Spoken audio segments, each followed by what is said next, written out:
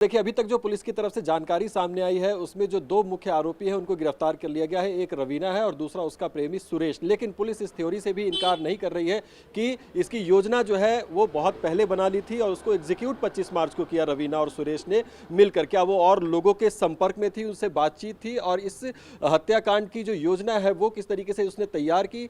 उसके रवीना के mobile phone से कई खुलासे हो सकते हैं, उसमें किन किन से उनकी बातचीत होती थी, चैट्स को खंगाल रही है इस वक्त हरियाणा पुलिस। लेकिन सबसे बड़ी हैरान करने की बात जो इस पूरे मामले में सामने आई कि किस तरीके से अपने ही घर में जो प्रवीण की हत्या हो जाती है और किसी को भनक तक नहीं लगती है। इस वक्त हम लोग प्रवीण के घर के बाहर ही उस गली में गुजरों की धानी जिसको कहते हैं वहां पर मौजूद हैं और ये प्रवीण का मकान है। देखिए, इसी के फर्स्ट फ्लोर पर प्रवीण रहा करता था और ये उसका एंट्री पॉइंट है, यानी कि घर से अलग ग्राउंड फ्लोर पे तमाम लोग इस जो एंट्री गेट है यहाँ से अंदर जाते हैं। और जो प्रवीण के लिए एंट्री पॉइंट था वो ये था क्योंकि वो पहले फ्लोर पे रहता था, तो ये सेपरेट एंट्री एग्जिट पॉइंट है। और यही वजह है कि हत्या के बाद जब यहाँ से लेकर उसकी लाश को निकाला रवीना और सुरेश ने, तो यहाँ से मोटरसाइकिल से लेकर वो इसी गली से यहाँ से निकल पाए। तो ये योजना पूरी की पूरी तैयार की गई थी। अचानक से ये हत्या नहीं हुई, इस बात की जानकारी सामने आ रही है और यही वजह है कि पुलिस जो है लगातार इसमें छानबीन कर रही है, जांच कर रही है और उसके मोबाइल फोन से बातचीत का पता लगाने की कोशिश कर रही है। और